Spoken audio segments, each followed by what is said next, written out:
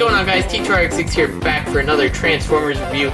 And for this week, we're actually going to be taking a look at the Transformers Unite Devastator. I'm hoping we can bring this up into a bunch of small reviews and, we'll release one a week and be done with it by Friday. And, yeah. So, let's start and let's get going here real quick. This is Scrapper. Of course, he is a front loader. He rolls pretty fine out of the box here. Looking pretty good all around. Definitely not very weighty, and definitely the looks of a robot. I will say the plastic does kind of feel a little cheap. Like it's not the same quality that the classics and stuff were. It's definitely a lower grade and makes it feel a little knockoff. And that's the last time I'm going to say it about here.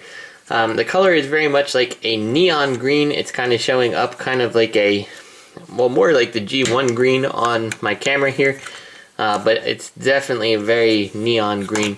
As you can see, the articulation on the shovel, it kind of goes up and down like this. There's really not much to say about that.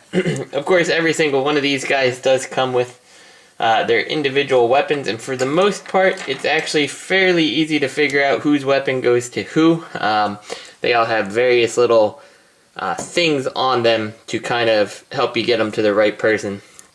For the most part. There's a couple that are a little confusing. But before we do that, if you do have the Devastator wings here, you can still connect them here and make that winged front loader. And I don't remember, was it Scrapper that did that? For whatever reason, I always thought it was Bone Crusher who did, but I think it is Scrapper. I don't know, leave it in the comments if you know. Either way, it doesn't really matter.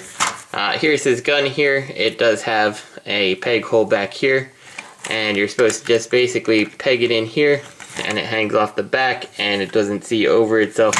So it's a pretty worthless gun, but it's a gun nonetheless. And I will do pictures at the end with all these guys with all the guns, but I'm going to just show you each individually here, and when we get to the combined mode, we will show the robots all together and the vehicles all together.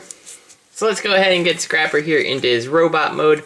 I'll just start by moving these out of the way, unpeg the arms just like this, and we can actually pop them out of their socket. Well, it's not really out of their sockets, but out of the recesses here where they're stored in. Fold his feet down and fold the back of the leg down like so. Flip the actual foot out, and then you can go ahead and plug the back of the foot into the front. These are all very easy transformations. For the back piece here, let's bring this up. You can kind of do what you want. I like to put it like this. It does make them a little bit back heavy though, so you may have to kind of adjust it and see. But that's really how it should go, I believe. Pull out his little hands here, and I do pop the elbow joint while I'm at it because they do lock in, and I believe that's for the combined mode. And then pull this up. And now I'm not sure which one of these characters had elbows and which didn't. I believe that Scrapper here did not have elbow joints. So here his elbow joints, and they look mostly okay. When you go 90 degrees completely, they do look a little bit ridiculous. There's certainly worse offenders.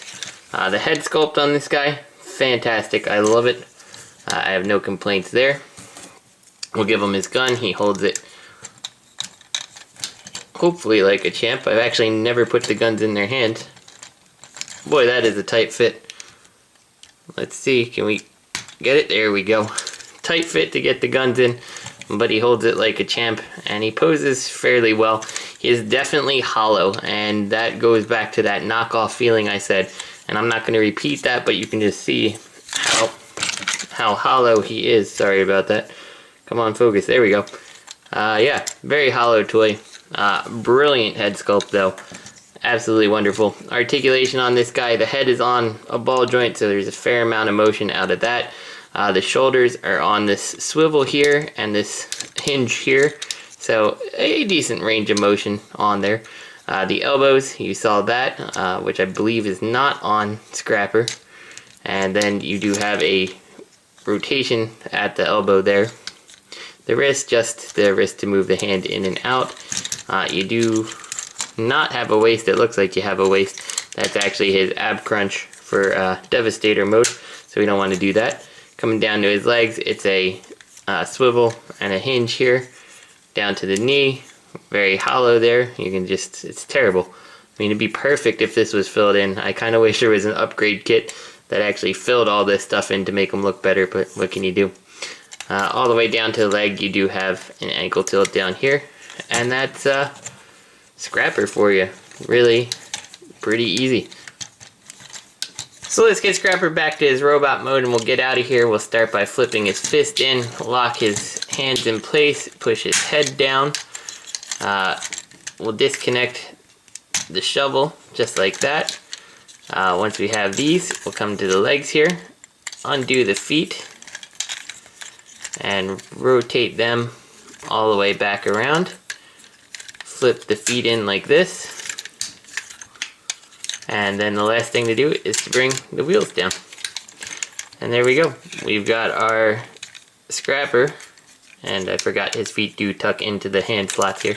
But here we go. Scrapper right back in his vehicle mode, ready to go. So we'll see you guys tomorrow. And we'll be taking a look at Mixmaster.